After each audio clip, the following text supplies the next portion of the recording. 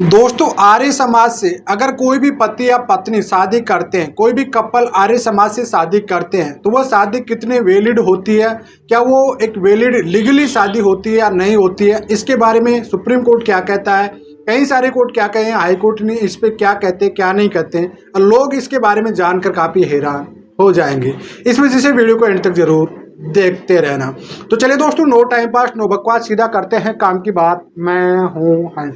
Second बात दोस्तों, comment में नंबर ना छोड़े, अगर आप मुझसे ही बात करना चाहते हो, डिस्कशन में पूरी डिटेल होती है, अपॉइंटमेंट बुक करके आप बात कर सकते हैं। देखिए दोस्तों, आर्य समाज से कई लोग ऐसे शादी करते कपल होते हैं जो घर वाले सहमत नहीं होते, खासकर लव मैरिज करने वाले पर्सन ऐसे होते हैं जो आर्य समाज में जाकर शादी कर लेते हैं। जी हाँ, पहली शादी मतलब पहली कंडीशन ये होती है कि घर वाले एक्सेप्ट नहीं कर रहे हैं, लेकिन दोनों को शादी करना है तो आर्य समाज में जाके शादी कर लेते हैं। दूसरी टॉपिक, मान लीजिए कोई भी कपल की एज कम है, वो लोग भी आर्य समाज में जाके शादी कर लेते हैं। और तीसरी कंडीशन होती है जिनकी मान लीजिए कोई पुलिस केस हो चुका है, मतलब शादी का झांका का रेप केस की कंप्लेंट हो चुकी है, और उससे बचने के लिए आर्य समाज में जाके शादी कर लेते हैं। मुख्यतः तीन कंडीशन पे जाके आर्य समाज में शादी होती है।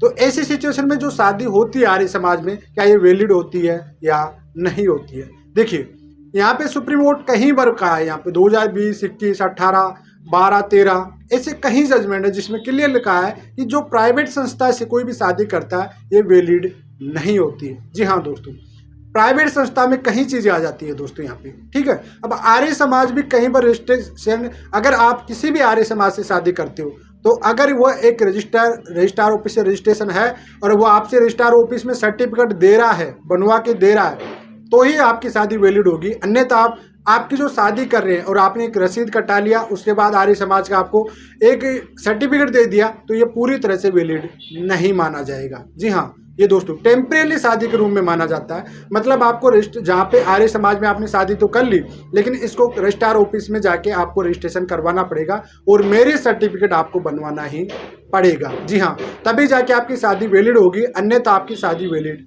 नहीं मानी जाएगी। इस चीज़ का कहीं लोग फायदा भी उठाते हैं, जिन लोगों को इस चीज़ का पता रहता है कि आर्य समाज की शादी की जो वैलिडिटी होती है वो काफ़ी इंपॉर्टेंट नहीं होती है, इतनी इंपॉर्टेंट नहीं होती है, और वैलिड भी कहीं जगह इसे अनवैलिड भी कराया जा सकता है। इस वजह से आपको जब भी आर्य समाज में शादी करना है तो सबसे पहले उसका रजिस्ट्रेशन देखिए कि वाकई ये वैलिड है या नहीं है। कई ऐसी संस्थाएं होती है जो काफ़ी फ्रॉड होती है, काफ़ी जहाँ पे शादियां कराई जाती है वहाँ पे खुद का सर्टिफिकेट बना के दे दिया जाता है, लेकिन वहाँ पे आपको कोर्ट का मैरिज सर्टिफिकेट बनवा के नहीं देते हैं। तो ऐसी जगह से आप बचने की कोशिश करिए। और आर्य समाज से आप शादियां कर रहे हो तो हैंड टू हैंड साथ का साथ ही, मान लीजिए वहाँ से आपको जो भी फोटो आपकी मिली है पंडित के साथ, दो गवाह की, देखो आर्य समाज में अगर आप शादी करती हो तो भी आपको दो गवाह की जरूरत पड़ती है, पंडित जी की होती है, वीडियोग्राफी होती है, फोटो क्लिक होती है। ये सब आप एविडेंस ले जाके आप लोग डायरेक्टली जाके कोर्ट में रजिस्ट्रार ऑफिस में एक रजिस्ट्रेशन करा के शपथ पत्र देके रजिस्ट्रार ऑफिस में जाके रजिस्ट्रेशन करा लीजिए, तभी जाके आपकी शादी वैलिड मानी जाएगी, अन्यथा आपकी शादियां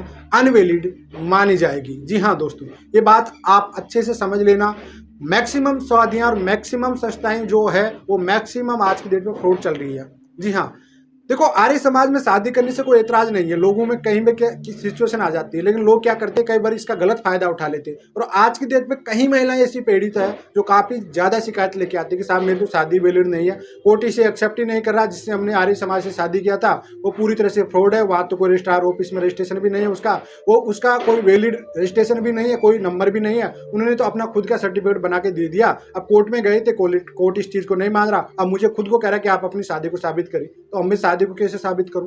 कई सवाल आते हैं ऐसे लोग। तो इस वजह से मैं आपको बार बार कहता हूं कि इन चीज़ों से आप बच के रहिए। और कई बार कई लड़के ऐसे खिलाड़ी भी होते हैं जो जिसको बचना होता है, जैसे 376 जैसे मामले में बचना होता है, वो लोग क्या करते हैं कि आर्य समाज से शादी कर लेते हैं, लेकिन कोर्ट में जाके फिर वो वैलिड मैरिज सर्टिफिकेट नहीं बनाते हैं, और वहाँ पे जाके महिला को काफ़ी दिक्कत क्रिएट हो जाती है। इस वजह से जब भी आपके आर्य समाज में शादी करना, सबसे पहले उस आर्य समाज के बारे में पूरी डिटेल में जानिए।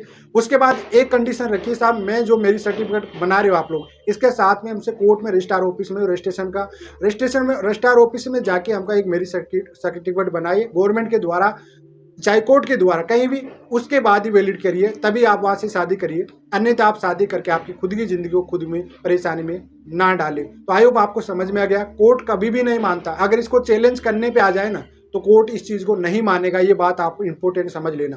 टेम्परेरी शादी होती है यहाँ पे। जी हाँ दोस्तों, याद रहिए, टेम्परेरी शादी मतलब आप गाड़ी चलाते हो ना कुछ टाइम के लिए। इसकी वैलिडिटी सुप्रीम कोर्ट ने 2019 का एक है जजमेंट जिसमें 3 महीने की वैलिडिटी दिए गए। अगर आर्य समाज से कर भी रहे हो तो 3 महीने के अंदर कंपलसरी है कि आप रजिस्ट्रार ऑफिस में जाके या गवर्नमेंट कहीं भी डिपार्टमेंट, नगर निगम, नगर पालिका, जहाँ भी कई जगह अलग अलग संस्थाएं होती है जो बनाती गवर्नमेंट की, वहाँ जाके आप रजिस्ट्रार ऑफिस में रजिस्ट्रेशन एक लीगल मेरिट सर्टिफिकेट बनाए तभी जाके वैलिड माना जाएगा, अन्यथा नहीं माना जाएगा। अब यहाँ पे एक और सवाल आ जाता दोस्तों, अगर आपकी लाइफ ही मतलब सॉरी आपकी शादी मैरिड नहीं है तो फिर आप कोई भी महिला जो पत्नी के अधिकार होते हैं वो नहीं ले सकती। तो आई होप दोस्तों आपको समझ में आ गया होगा। फिर भी अगर आपका कोई कमेंट होता है तो इसमें छोड़ देना, जितने भी कमेंट आएंगे उसका लेके मैं एक और कमेंट वीडियो बना दूंगा। चलिए आज के लिए इतना ही। जय हिंद, वंदे मातरम दोस्तों।